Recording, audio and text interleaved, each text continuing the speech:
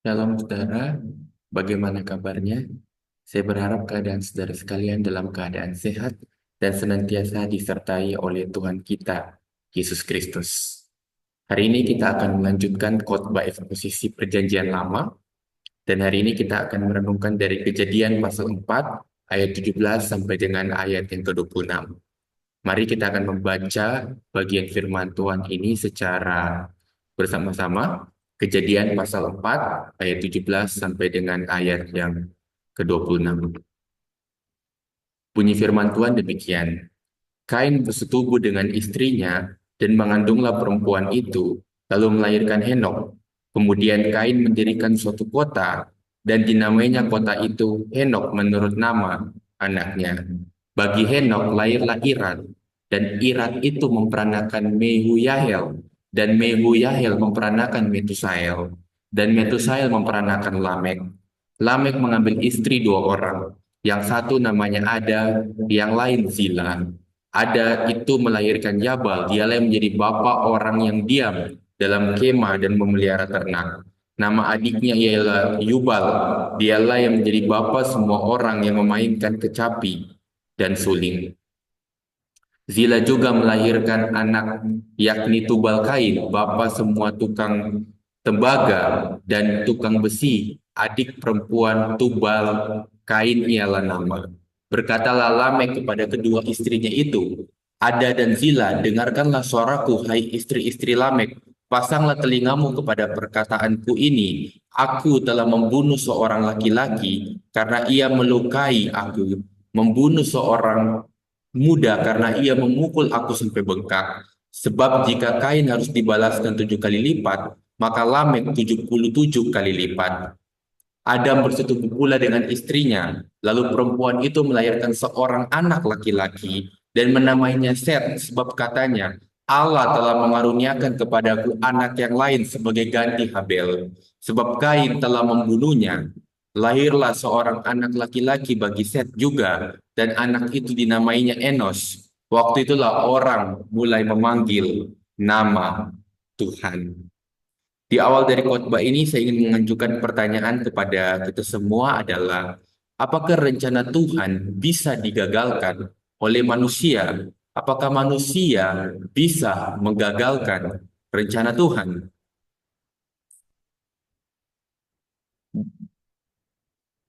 Ini adalah sebuah pertanyaan yang kontroversial. Beberapa aliran Kristen itu meyakini bahwa rencana Tuhan itu bisa digagalkan.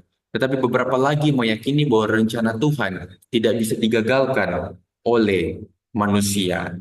Teks yang baru saja kita baca itu merupakan teks yang adalah kelanjutan dari grand narasi perjalanan umat manusia. Kita tahu bersama bahwa manusia itu diciptakan segambar dan serupa dengan Allah seperti dikatakan di dalam Kejadian pasal 1 ayat yang ke-26.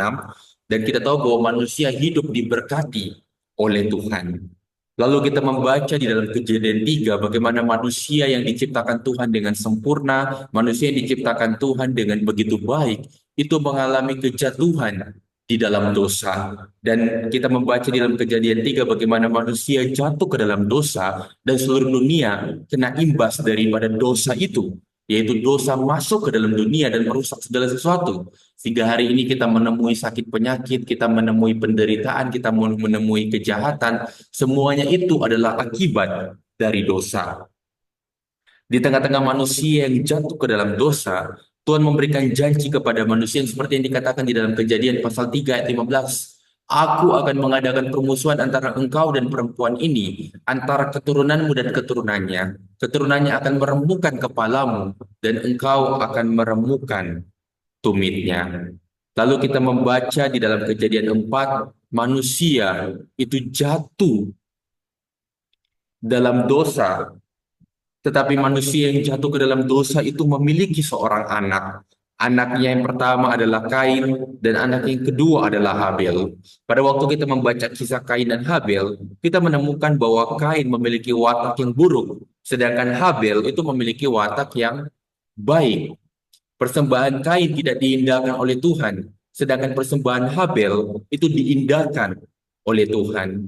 Mungkin pada waktu kita melihat bagian ini, kita langsung berpikir bahwa Habel ini memiliki masa depan yang baik. Habel ini adalah gambaran bagaimana nanti keturunannya itu akan memiliki masa depan yang baik. Umat manusia memiliki harapan ketika melihat Habel. Nah, tetapi ketika kita melihat Kain justru berbeda. Kita melihat tidak ada masa depan bagi Kain. Kita melihat bahwa Kain adalah gambaran daripada kejahatan yang kalau keturunannya muncul justru akan bermunculan kejahatan. Dan kita berpikir positif terhadap Habel dan kita berpikir negatif terhadap Kain. Dan ternyata Kain ini melakukan sesuatu yang kelewatan dan kita menemukan di dalam teks yang kita baca di dalam Kejadian pasal 4 bagaimana Kain itu membunuh adiknya sendiri yaitu Habel. Nah, pada waktu kita melihat bagian ini, mungkin kita kehilangan harapan dan berpikir, habislah, sudah masa depan umat Tuhan yang rohani. Matinya Habel menandakan kehancuran, karena keturunan Kainlah yang akan bermunculan, dan kita melihat Kain memiliki watak yang buruk.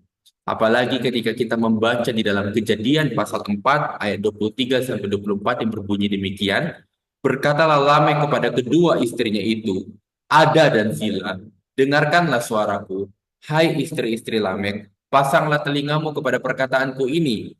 Aku telah membunuh seorang laki-laki karena ia melukai aku, membunuh seorang muda karena ia memukul aku sampai bengkak. Sebab jika Kain harus dibalaskan 7 kali lipat, maka Lamek 77 kali lipat. Kita melihat bahwa Kain adalah pembunuh. Dan ternyata keturunan dari Kain juga adalah pembunuh. Bahkan di dalam ayat 24 dikatakan bahwa Lamek itu telah melakukan tindakan yang lebih buruk daripada tindakan Kain. Dalam bagian ini kita melihat bagaimana dosa itu begitu menghancurkan umat manusia. Kita melihat ketika dosa masuk ke dalam dunia, dia begitu menghancurkan umat manusia. Dia begitu membuat umat manusia mengalami keterpurukan, mengalami berbagai macam tindakan yang buruk, yang dimana kita melihat seperti tidak ada harapan.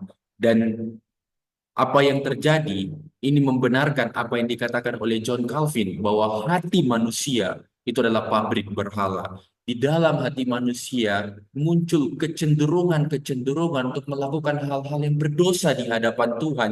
Di dalam hati manusia muncul kecenderungan-kecenderungan untuk memberhalakan hal-hal yang sebenarnya bukan Tuhan. Dan dilanjutkan oleh Timothy Keller yang berkata bahwa penyembahan berhala adalah akar dari dosa dan masalah kita yang lain. Sebenarnya masalah-masalah muncul di dalam kehidupan kita karena adalah akibat dari penyembahan berhala di dalam hati kita. Dan kalau kita melihat kepada kisah Kain dan Habel, kita melihat bagaimana berhala di dalam hati Kain, yaitu dia merasa iri terhadap adiknya sehingga dia membunuh adiknya. Karena berhala di hati Lamek dia itu tidak diterima oleh orang yang menyakiti dia sehingga karena dia tidak terima ada orang yang menyakiti dia sehingga dia membunuh pemuda yang menyakiti dia.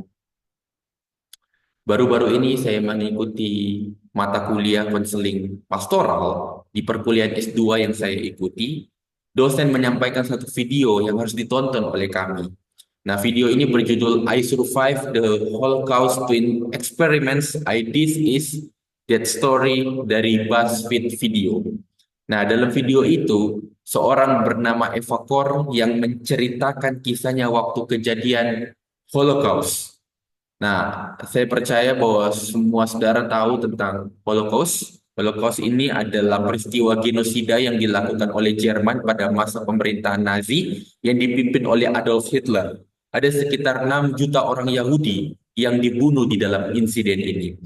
Keluarga Eva Kor dibawa ke kamp konsentrasi Jerman pada tahun 1944, hari di mana keluarga Eva dibawa, kedua orang tuanya dan kedua kakaknya itu langsung dibawa ke tempat lain yang menurut dugaan Eva itu mereka dibunuh. Eva yang saat itu berusia 10 tahun dan saudara kembarnya yang bernama Miriam itu dibawa kepada dokter Mengele, seorang dokter yang sedang melakukan percobaan kepada anak-anak kembar. Eva dan saudara kembarnya ditelanjangi oleh dokter Mengele dan para Nazi, lalu diukur seluruh tubuhnya dari kepala sampai dengan kakinya, Eva dan saudara kembarnya disuntik berkali-kali, bermacam-macam cairan masuk di dalam tubuh mereka, sehingga menyebabkan Eva sempat mengalami demam tinggi dan seperti akan kehilangan nyawanya. Dokter Mengele mengatakan bahwa Eva akan mati dalam hitungan beberapa minggu lagi. Eva tahu kalau dia mati, maka saudara kembarnya itu Miriam itu pun akan dibunuh oleh Nazi. Dia mengatakan kepada dirinya, dia memotivasi dirinya dengan berkata, aku harus bertahan hidup, aku harus bertahan hidup, aku harus bertahan hidup. Sungguh suatu keajaiban, Eva ternyata tidak mati dan bertahan hidup. Singkat cerita, tahun 1945, Nazi mengalami kekalahan setelah Uni Soviet menyerang Jerman.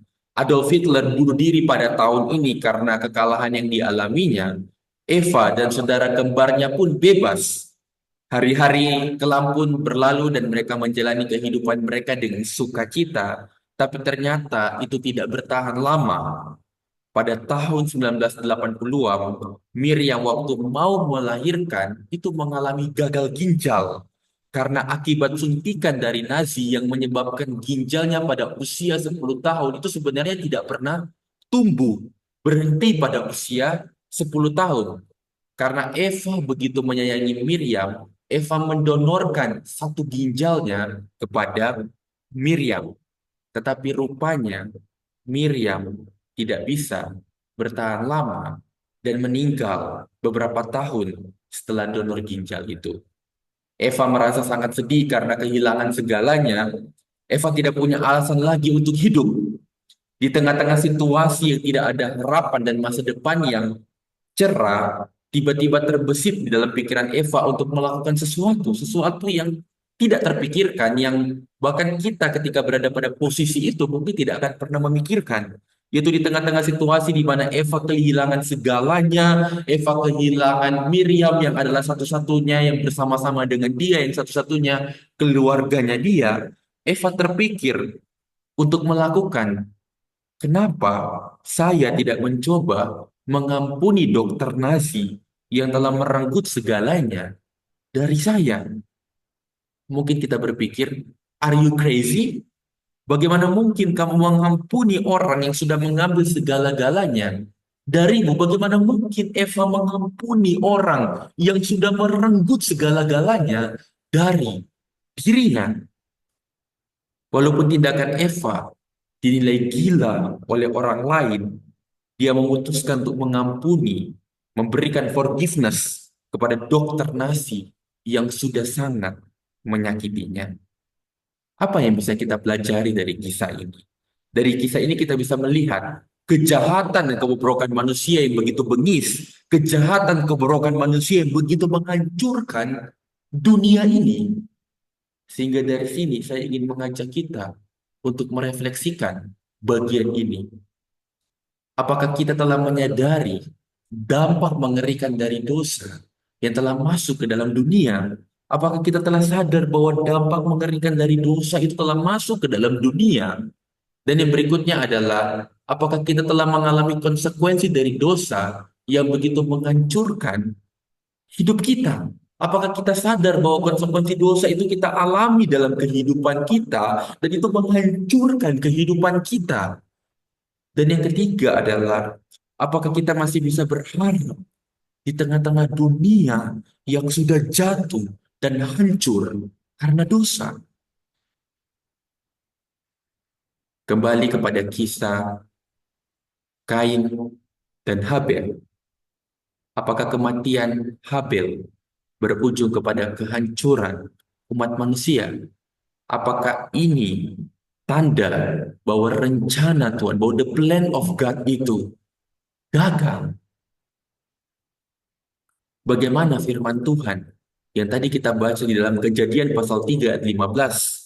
Bukankah keturunan manusia akan mengalahkan iblis? Bagaimana mungkin bisa mengalahkan iblis? Karena Kain saja itu punya perilaku seperti iblis. Kita kehilangan Habel dan hanya ada Kain. Dan kita tahu bahwa Kain telah membunuh Habel yang menunjukkan wataknya yang buruk karena iri dia membunuh Habel. Bagaimana mungkin keturunannya itu bisa mendatangkan kebaikan. Kalau kita membaca Alkitab secara sebagian, kita akan kehilangan harapan. Apalagi jika kita hanya membaca Kejadian pasal 4 ayat 17 sampai dengan ayat 24. Kita melihat keturunan Kain yang begitu berkembang biak dan memenuhi bumi. Kita membayangkan keturunan Kain yang memiliki watak yang buruk. Itu malah berkembang biak seperti dikatakan di dalam Kejadian pasal 4 ayat 17 sampai 24. Kita kehilangan harapan ketika kita hanya membaca bagian ini. Tetapi puji Tuhan, ada ayat selanjutnya itu ayat 25 sampai dengan ayat 26 yang memberitahu kepada kita sesuatu yang berbeda. Adam bersetubuh pula dengan istrinya. Lalu perempuan itu melahirkan seorang anak laki-laki dan menamainya Set. Sebab katanya, Allah telah mengaruniakan kepadaku anak yang lain sebagai ganti Habel, sebab Kain telah membunuhnya. Lahirlah seorang anak laki-laki bagi Set juga, dan anak itu dinamainya Enos. Waktu itulah orang mulai memanggil nama Tuhan. Puji Tuhan, melalui dua ayat ini, kita melihat bahwa Tuhan setia kepada manusia.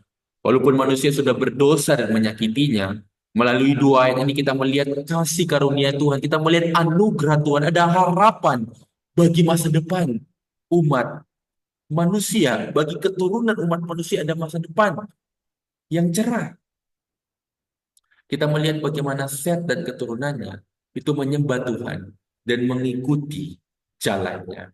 Kita seolah melihat kelahiran Set adalah anugerah Tuhan untuk menyelamatkan umat manusia. Tetapi pertanyaannya adalah apakah benar demikian? Apakah benar bahwa Set adalah gambaran daripada juru selamat dunia yang akan menyelamatkan manusia dari kehidupan yang berdosa, yang akan menyelamatkan manusia dari kehancuran, kebengisan dosa yang menguasai dunia? Saya ingin katakan, tidak. Kenapa? Karena kalau kita membaca di dalam kitab Kejadian lebih lanjut, yaitu kalau kita membaca di dalam Kejadian pasal 6 ayat 2 dan juga ayat 5 sampai dengan ayat yang ke-6, kita akan melihat bahwa maka anak-anak Allah melihat bahwa anak-anak perempuan manusia itu cantik-cantik. Lalu mereka mengambil istri dari antara perempuan-perempuan itu. Siapa saja yang disukai mereka. Ketika dilihat Tuhan bahwa kejahatan manusia besar di bumi dan bahwa segala kecenderungan hatinya selalu membuahkan kejahatan semata-mata, maka menyesallah Tuhan bahwa ia telah menjadikan manusia di bumi dan hal itu memilukan hatinya. Dalam bagian ini kita melihat bahwa anak-anak Allah di dalam tafsiran Ibu Rita Wahyu, anak-anak Allah itu merujuk kepada keturunan Set, sedangkan anak-anak perempuan itu merujuk kepada keturunan Kain. Keturunan Kain melakukan kawin campur sehingga menyebabkan keturunan Set melakukan kejahatan dan penyembahan berhala yang dilakukan oleh keturunan Kain. Keturunan Set tahu betul bahwa keturunan Kain adalah orang-orang yang jahat dan berdosa. Tetapi karena mereka tidak tahan melihat perempuan-perempuan cantik dari keturunan Kain, sehingga mereka tidak mengambil pilihan yang lain selain mengambil keturunan Kain itu sebagai istri mereka. Apakah kita masih bisa berkata bahwa Set dan keturunannya adalah jalan umat manusia untuk kembali menyembah dan setia kepada Tuhan yang benar? Apakah setelah mendengar ini kita berani berkata bahwa Set dan keturunannya adalah harapan dan juru selamat dunia?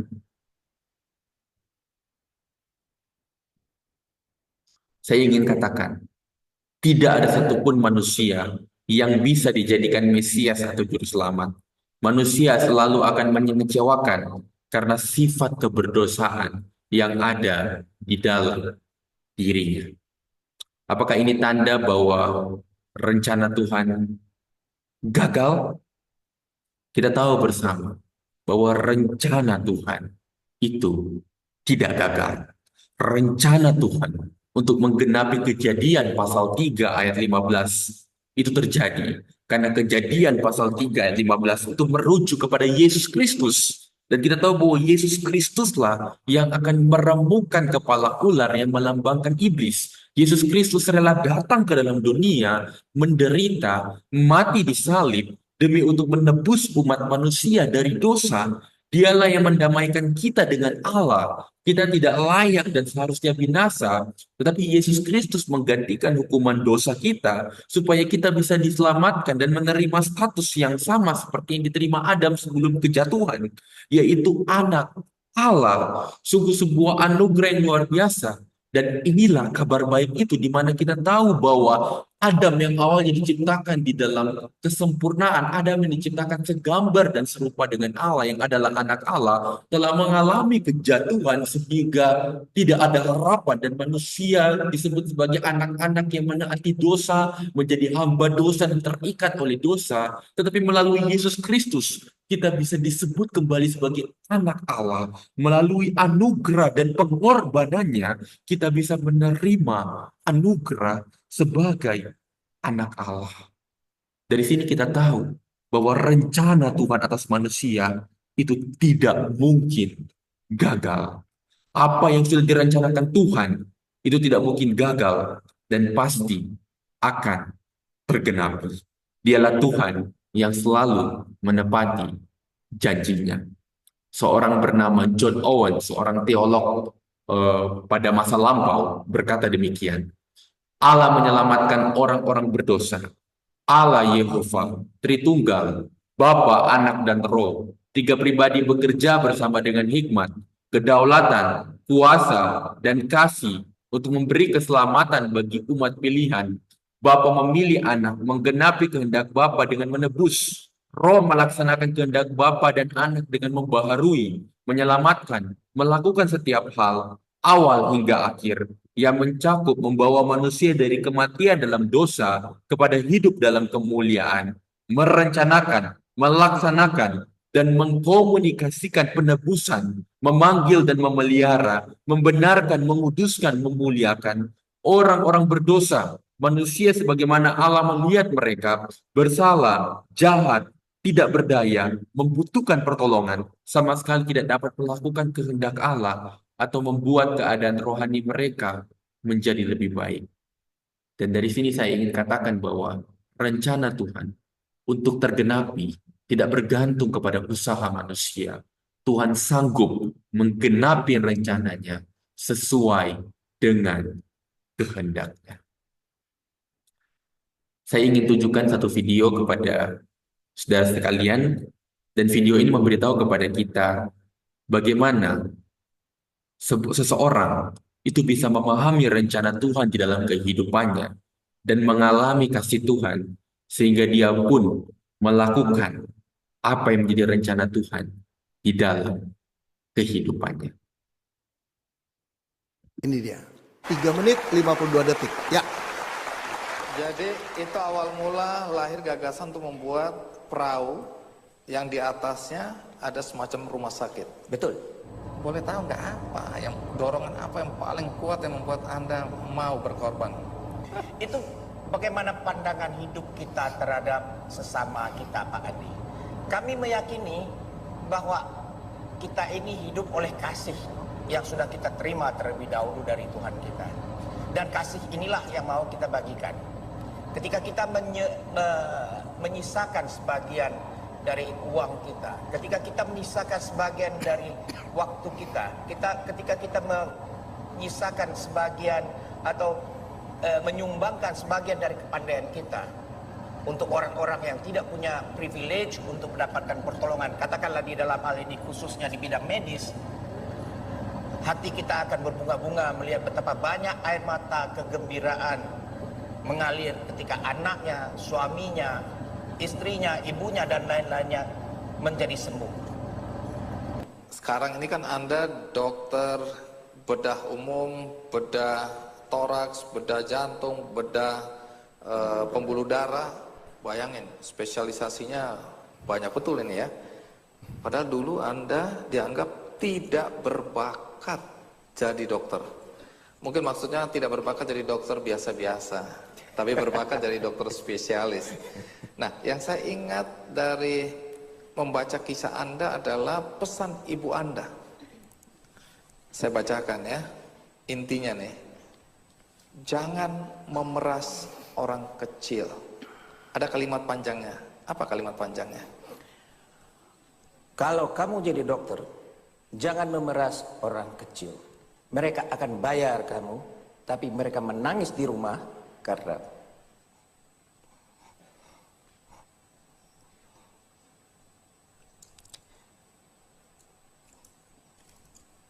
mereka tidak punya uang untuk beli beras.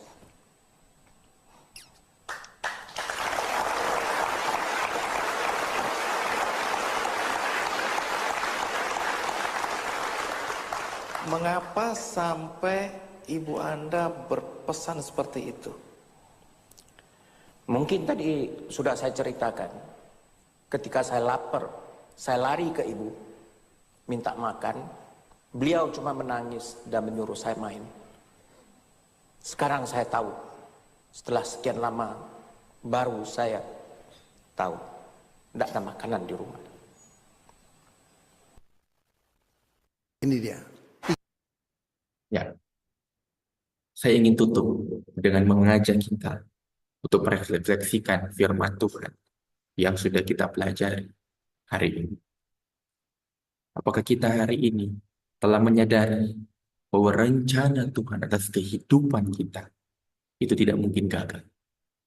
Dan yang kedua adalah, apakah kita telah menjalani hidup yang menghidupi rencana Tuhan di dalam kehidupan kita? Apakah rencana Tuhan yang kita ketahui di dalam hidup kita telah kita hidupi, telah kita laksanakan sesuai dengan apa yang Tuhan kehendaki dalam kehidupan kita? Dan yang ketiga adalah, apakah kita senantiasa berharap dan bergantung sepenuhnya kepada Kristus yang pasti akan menggenapi rencananya di dalam kehidupan kita? Kiranya Tuhan yang menolong kita untuk bisa memiliki kehidupan yang menghidupi Injil dan senantiasa melaksanakan apa yang menjadi rencana Tuhan di dalam kehidupan kita. Soli Deo Gloria. Amin.